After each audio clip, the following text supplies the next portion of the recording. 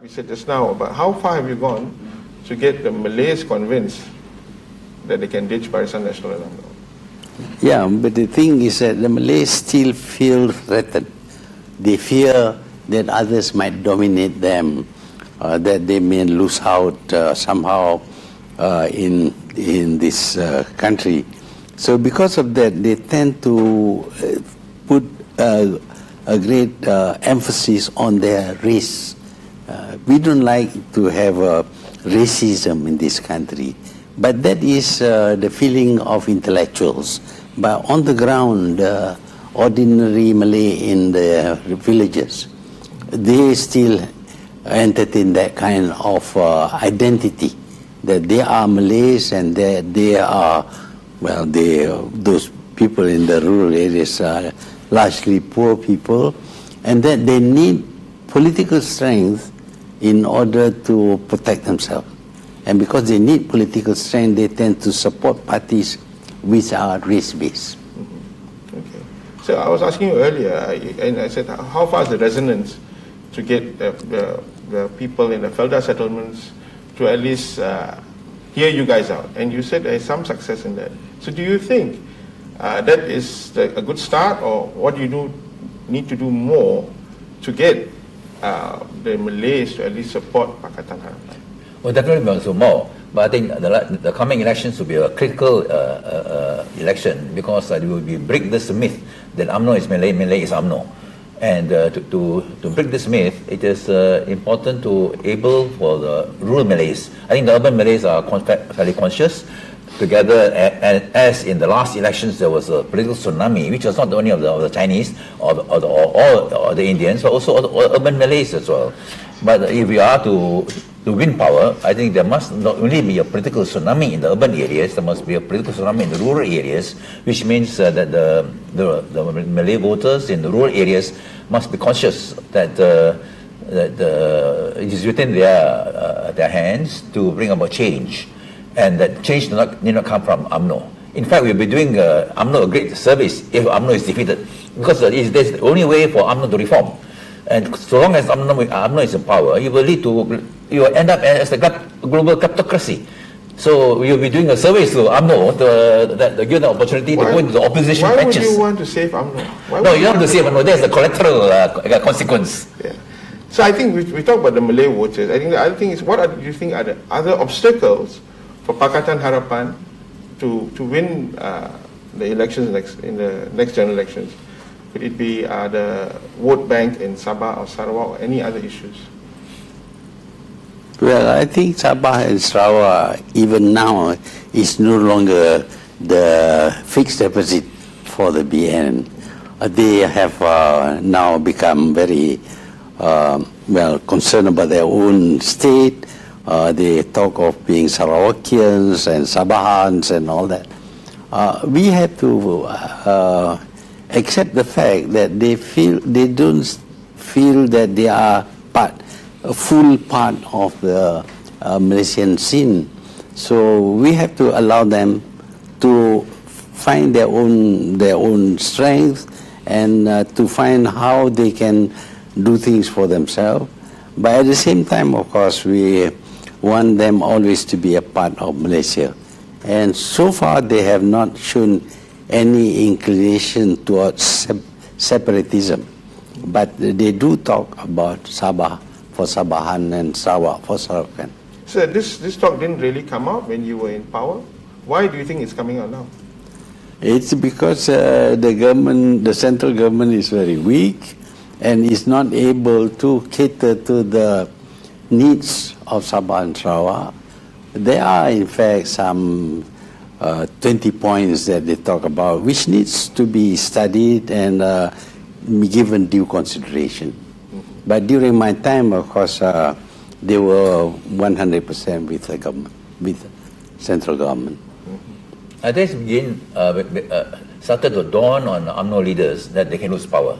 That's very reflected by the statement or the block by the Minister for Communications and Multimedia.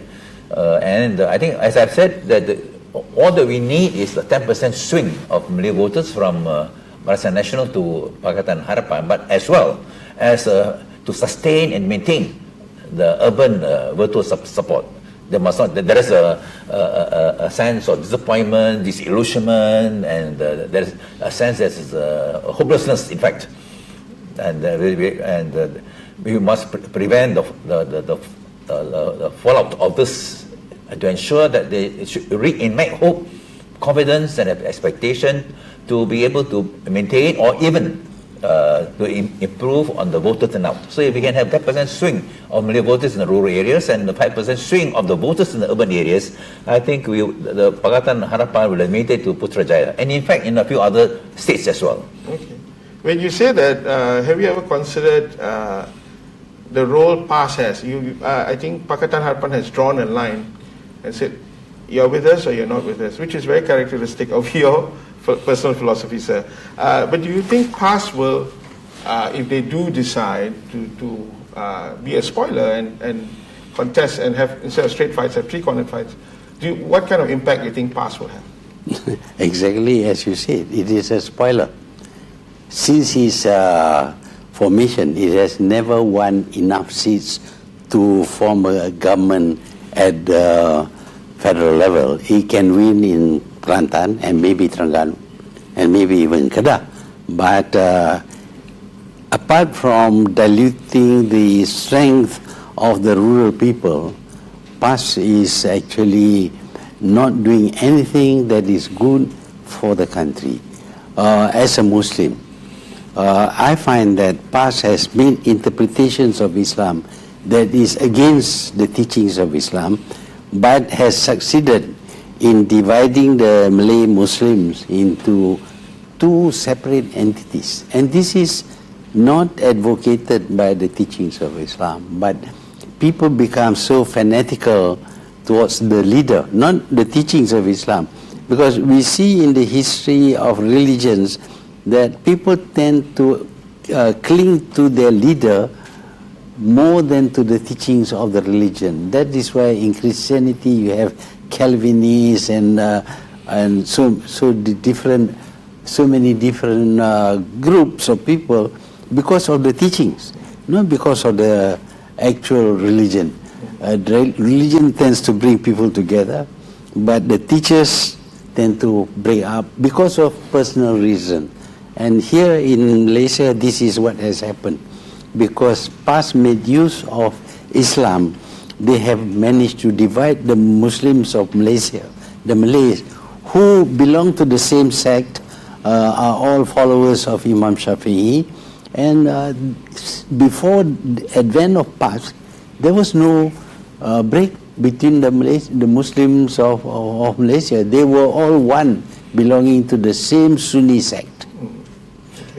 I think there's a need for political clarity, that the people must be able to be very clear as to the choices before them, and that they must be able to tell them that what is position, what are your other choices, that we should not present a very confused and a muddled situation, especially we are so near to the next general election, so it can be any time when Najib comes back from the White House or after he presents his budget on the 27th October, even if it's next year, if you're already on the 5th year, there's only is less than 9 months before May, and it is very important that the people can see. And this task of saving the nation should be borne by Malaysians regardless of race, religion, region, or even party politics.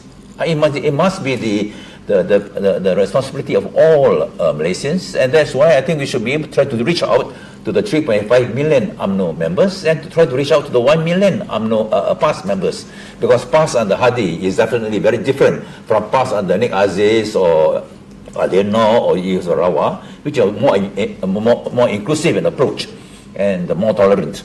And I think this is important, that the people should see how we can bring about the resetting of national building directions and policies. So from both your answers, I get a feeling race and religion is very dominant in our national discourse, in our politics, rather than issues of the kleptocracy, the economy. Do you think, agree with me, that race and religion is the dominant topic, or what should the narrative be from what you see? It's not really religion. it is the interpretation of religion by these people, which is mostly very wrong, very much against the teachings of Islam itself. This is a problem when people attach themselves to the interpreter. If he becomes a leader, they pay homage to him, they look upon him as if he's, in many countries, they look upon him as God. In India, this man who recently was convicted of rape had 18 million supporters who look upon him as God. That is a problem with religion. Religion itself is a force for uniting people to do good. The way of life of the Muslim would have made them the most successful people in the world.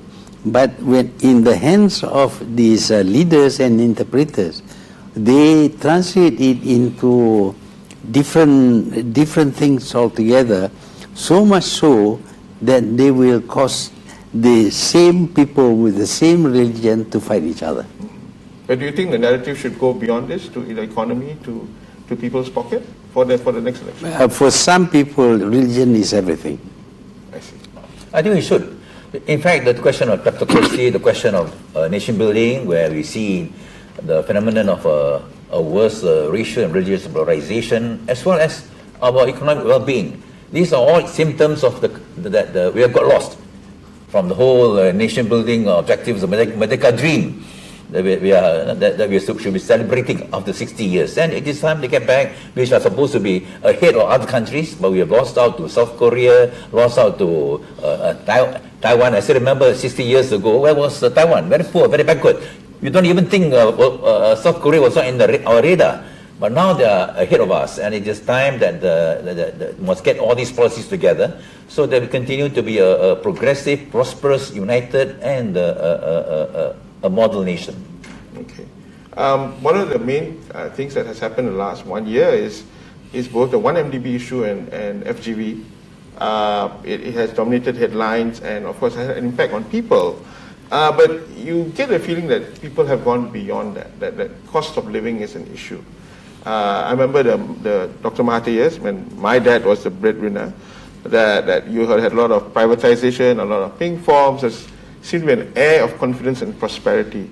Now, how is both of you and your coalition, and what are they going to do if it comes to power on this matter?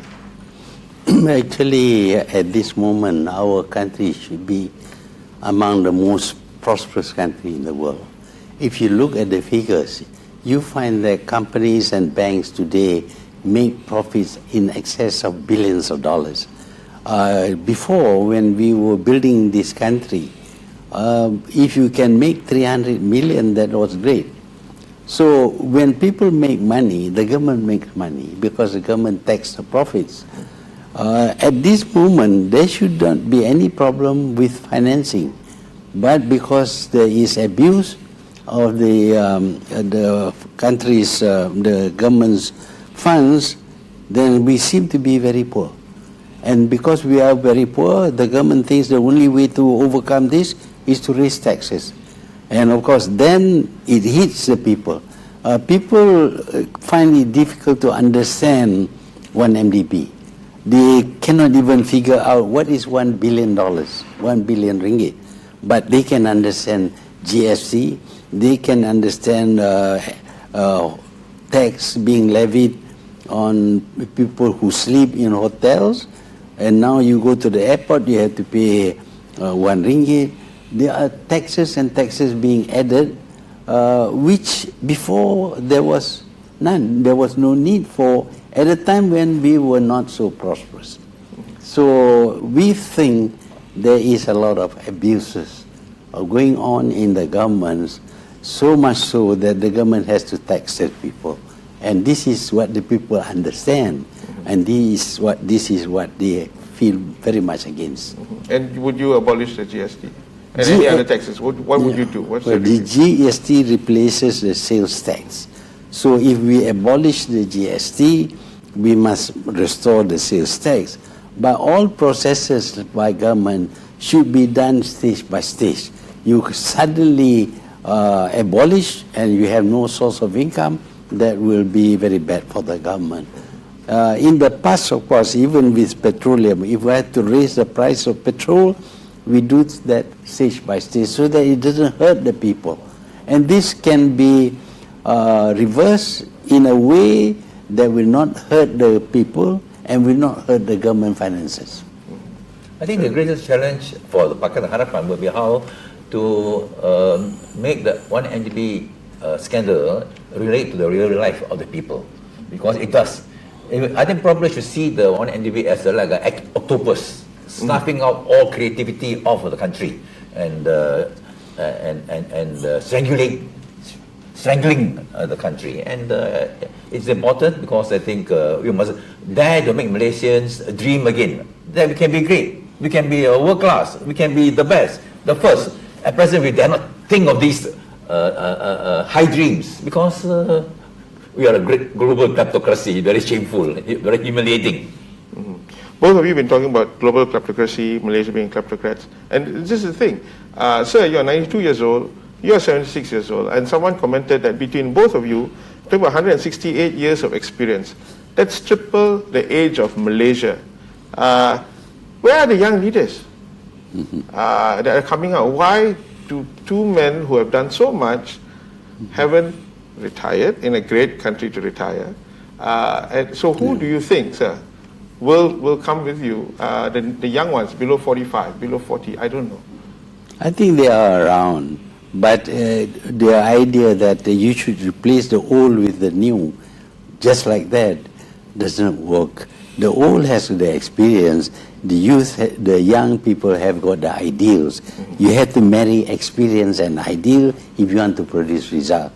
So people see us because we have been in the picture most of the time. But the young leaders are there, they're coming up, and they have to learn quite a lot of things. Eventually they will take over whether we like it or not. We have a lot of young leaders in the DAP, Anthony Loh, Tony Pua, Yu Chin Tong, Nien Chin, Diana, Rara, Sufira, Hanayo, a long list of them. In fact, the only the 45 in the young generation, we have Ge Zhi-yi, we have my new political secretary, 25 years old. I started when I was 25 years old. We have Jamaluddin. I think it is necessary. We must be able to reach out to the young, and the young must be able to play a role. But it does not mean that the oldsters, so to say, have a role to play. In fact, I would like to see more Malaysians, so in the 70s, 80s, and even 90s, come forward together with the young Malaysians to reset nation-building policies. Okay. Does that mean both of you will stand for elections? That is the question they always ask. But we cannot say no absolutely because we may have a need. But at the moment, I have no wish to be a candidate again. Sir? Possible. That's a good one. Because I think the thing is, as I said, growing up, I know both of you, I've heard about you, I read about you. So you retired in 2003. You're still in Parliament. I'm going to be 50 next year. I'm still reporting about both of you. That's very strange. But about other people as well. Yeah. New young generation of Malaysians. So yeah, we are doing that. Okay. I think the one name which I have not mentioned in this inside talk is Anwar Ibrahim. He's in jail. I remember when the day he was sacked. I remember that. I'm sure you remember that, sir. What does it feel like to again work with Anwar Ibrahim? If you keep on harping on the past, then of course we will be enemies forever. But this thing that we are struggling for is too big for us. What happened to us matters very little. So if I were to say, well, this man called me names and all that, and therefore I can work with him, this is a way of ensuring that the present government will stay on. For the present government to be defeated, the opposition must be united. It has been shown time and again that single parties cannot overcome this huge coalition of 13 parties. So we have to come together. At this moment, yeah, we admit that we had differences in the past. I think he is willing to forget. I'm willing to forget.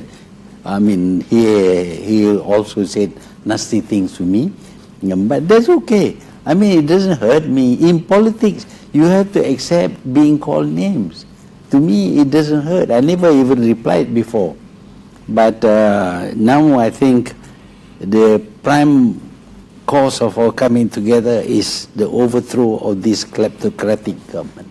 And that overrides everything else. Our position, the DAP position has always been constant and consistent. We agree that Anwar should be the Prime Minister of Malaysia. Well, of course, if in the next 14 elections, even if we win, he won't be in a position to be the Prime Minister. He'll be the 8th Prime Minister, not the 7th Prime Minister. Who will be the 7th Prime Minister is something for the Pakatan Harapan leadership to decide and to a consensus. But there's no doubt that I think the country owes a lot to Anwar for his role and his contributions and sacrifices. And I think we should move on from there. So why are we going on personality? Why should the Prime Minister be someone we have to reward because of what he has done? Shouldn't the Prime Minister be elected by first among equals, by the MPs and all that? Why do we still go on personally driven politics? No, it's not personal. I mean, the people have a choice, you know.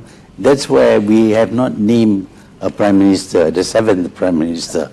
Well, there cannot be an 8th Prime Minister without the 7th Prime Minister. So how do we find the 8th Prime Minister? I think at that time, democracy would have been restored, and I think the usual process would have to follow. But I'm quite sure that people are normally grateful and wish to reward people for their deeds. So if because of that they feel a need for them to show their appreciation, that is their right. But of course the young people may not think so much about that. They may have other ideas. I do not think that we should reward, as a reward, to be a basis to be a Prime Minister. It would be what we think, his vision, his programs, for future for the country, rather than for past services and contributions. So I don't accept that it should be a basis for reward. Okay. One of the things is when we talk about reward, gratitude is there's a fair number of Malaysians who are stuck in a moment. They're stuck in a moment that says, I don't want to support Dr. Mahathir Mohamad or Lim Kit Siang because they haven't said sorry. Dr. Mahathir Mohamad not saying sorry for everything that happened in your 22 years. Saudara Lim Kit Siang not saying sorry for all the things you say about the leaders from Barisan Nasional. What do you say, sir? Yeah, again, we are going to put into considerable consideration simple personal feelings. That has no role. Now we are up against a man who is destroying this country. You want to say, before you do that, please say, I'm sorry. I think that is too small to consider. Now our aim is to get together to overthrow this kleptocrat. That is the main, because he's destroying this country. We are owing huge sums of money which we cannot pay. You know, and his policy of divide and rule, separating the Malays from the Chinese so that he can get Malay support, because he believes Malays can be bribed much more easily than Chinese. This is destroying the unity of the people. So do we want to say, well, until you say sorry, you cannot do anything? Do we want to have that? Or do you want to give priority to rescuing this country from evil hands? Mm-hmm. I think there has to be a single-minded determination to bring about change. As this is the option is really terrible to think. If you fail this time, the 14th general election, to bring about change, then I think we may be stuck for a decade or two. And we will be hurtled along the trajectory of a failed and a rogue state, and it will be very difficult to recover. We may end up like an African nation, and I think this is a preeminent imperative, and I think all Malaysians, regardless of race, of religion, even of politics. That's why I say that we have to reach out to the UMNO members, reach out to the past members. If the leadership are immune to such reaching out to bring about this change. Mm-hmm. How far have you seen the response to this fact that if Pakatan cannot win the 14th general election, this country, as you say, will hurtle towards disaster, so to speak? But it's quite obvious that Najib has gone from bad to worse. Initially, his policies were bad, but tolerable. You supported him, sir? Yeah, I supported him in the 13th election, despite the fact that he jettisoned all the schemes, all the projects that we had already agreed upon. Mm-hmm. I was able to overcome that feeling, but now he has caused the country to be indebted to huge amounts of money, and they know what happens when you are unable to pay your debts. You'll become bankrupt. You'll become like Greece. And he is still hurtling along the same direction, spending huge sums of money on the Eastern Railway. What for?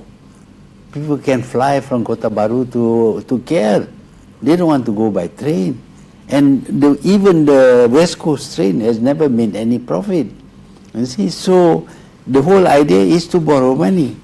And then we are settled with the money. And that money which you borrow, 55 billion, part of that is going to go to the contractor who is from China, because that is part of the agreement, and the money will go back to China. But even after using the money to pay the contractor, we still had a debt of 55 billion, and we need to pay that debt, in addition to other debts.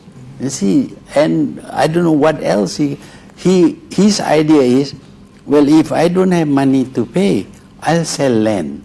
He's selling land by the thousands of acres. You can't imagine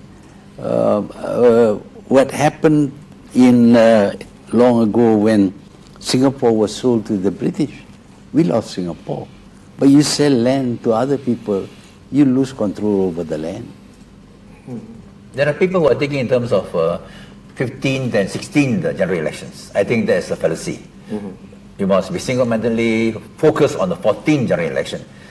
Because if you don't make it in the 14th general election, there may be no 15 or 16 general elections. So I think there should only be one single-minded objective. And it is possible. It is possible, and it is something which is within the means of Malaysians to bring about the change. Okay.